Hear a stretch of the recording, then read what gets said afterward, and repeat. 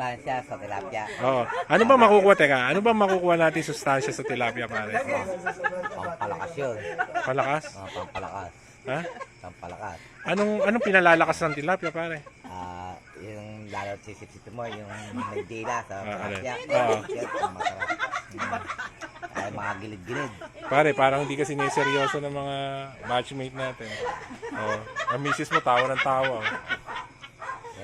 Talaga tingnan mo naman, kakain ng tilapia. Ibig sabihin yan ang dahilan, pare, kung bakit maganda katawan mo ngayon. Dahil sa tilapia.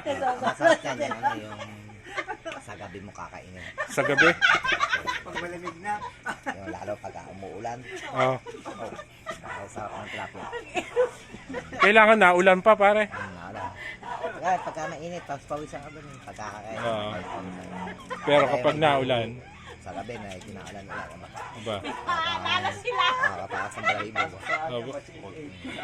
So, ire-recommend mo ba pagkain ng tilapia, pare? Yes, kaga. Kayong mga lalaki, kumain kayo ng tilapia.